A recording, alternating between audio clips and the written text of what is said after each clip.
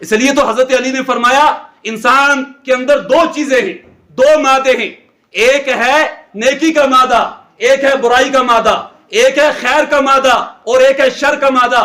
اگر خیر کا مادہ غالب آ جائے تو یہ انسان فرشتوں سے افضل ہے، اگر برائی کا مادہ غالب آ جائے تو یہ انسان جانوروں سے بھی مفتی سجاد احمد قاسمی کے بیانات کے لیے مفتی صاحب کے official channel the beauty of Islam کو سبسکرائب کریں۔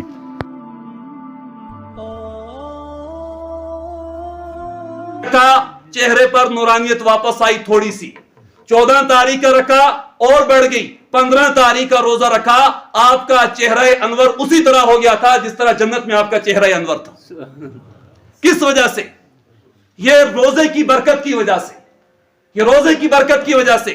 لیکن اللہ نے ماہ رمضان کا مہینہ کسی اور امت کو نصیب نہیں فرمایا، ماہ رمضان کا مہینہ صرف امت محمدیہ کو نصیب فرمایا۔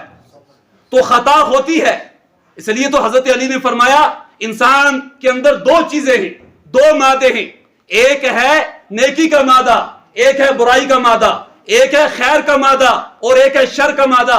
اگر خیر کا مادہ غالب آ جائے تو یہ انسان فرشتوں سے افضل ہے، اگر برائی کا مادہ غالب آ جائے تو یہ انسان جانوروں سے بھی بدتر ہے۔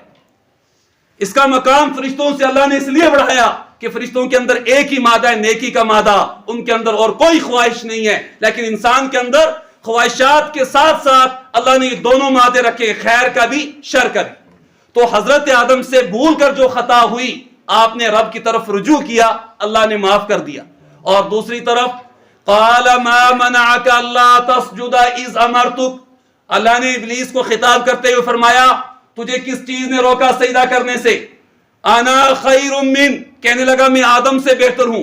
کس طریقے پر؟ خلقتنی من نار، کہ مجھے آگ سے پیدا کیا گیا ہے، وخلقتہ من طین، اور آدم کو مٹی سے پیدا کیا گیا۔ اللہ کے سامنے ایک باتیں کر رہا ہے۔ اس وقت اللہ نے فرمایا قال فاخرج منها فانك رجیم، کہ تو یہاں سے نکل جا، تو مردود ہے، وان علیک لعنتی الی یوم الدین، اور قیامت کی صبح تک تجھ پر لعنت ہی لعنت ہے۔ اس نے اپنی غلطی کو مانا نہیں، ادھر آدم سے بھول کر خطا ہوئی تھی، اپنے رب کی طرف رجوع کیا، اللہ نے اس کی خطاؤں کو معاف کر دیا۔ تو میں یہ عرض کر رہا تھا استقبال رمضان کے اعتبار سے کہ وہ مہینہ آنے والا ہے، رحمتوں والا ہے، مغفرتوں والا ہے۔ اللہ تعالیٰ اس مہینے کے اندر اپنے بندوں کو نوازنا چاہتے ہیں، ان کی مغفرت کرنا چاہتے ہیں۔ اس لیے تو قرآن پاک کے اندر اللہ نے فرمایا یا ایھا الذین آمنوا کتب علیکم الصیام، اے ایمان والو تم پر روزے فرض کیے گئے ہیں، کما کتب علی الذین من قبلکم، جس طرح تم سے پہلی امتوں پر روزے فرض کیے گئے تھے۔ فرض کرنے کا مقصد کیا ہے؟ لعلکم تتقون، تاکہ تم پرہیزگار بن جاؤ، تاکہ تم پرہیزگار بن جاؤ، تم اپنے آپ کو گناہوں سے بچانے والے بن جاؤ۔ اب انسان جب رمضان کی حالت میں ہوتا ہے، رمضان کے روزے کی حالت میں ہوتا ہے، تمام نعمتیں انسان کے سامنے ہوتی ہیں، لیکن ایک چیز انسان کے دل کے اندر ہوتی ہے، وہ ہے اللہ کا خوف۔ وہ خوف جب پیدا ہوتا ہے تمام نعمتوں کو یہ انسان ٹھکرا دیتا ہے اس ماہ رمضان کے روزے کی فرضیت کی وجہ سے، کہ میرے رب نے صبح صادق سے لے کر غروب آفتاب تک مجھے کھانے پینے سے روکا ہے، تمام نعمتیں موجود ہونے کے باوجود بھی، گھر کے اندر تنہا ہونے کے باوجود بھی، اگر اس کو کوئی چیز مانے ہے وہ اللہ کا خوف مانے ہے، وہ اللہ کا خوف مانے ہے۔ اور جن خوش قسمتوں کو اللہ کا خوف نصیب ہو جائے ان کی دنیا بھی بن جاتی ہے، ان کی آخرت بھی سنور جاتی ہے۔ اللہ کا خوف، دو ہی چیزیں ہیں ایمان جن کا نام ہے، ایک اللہ کا خوف اور ایک اللہ کی ذات سے امید۔ حضرت آدم کے دل کے اندر اللہ کا خوف پیدا ہوا، اللہ کی طرف رجوع کیا، اللہ نے معاف کر کے ان کا اعزاز اور رتبہ بڑھا دیا۔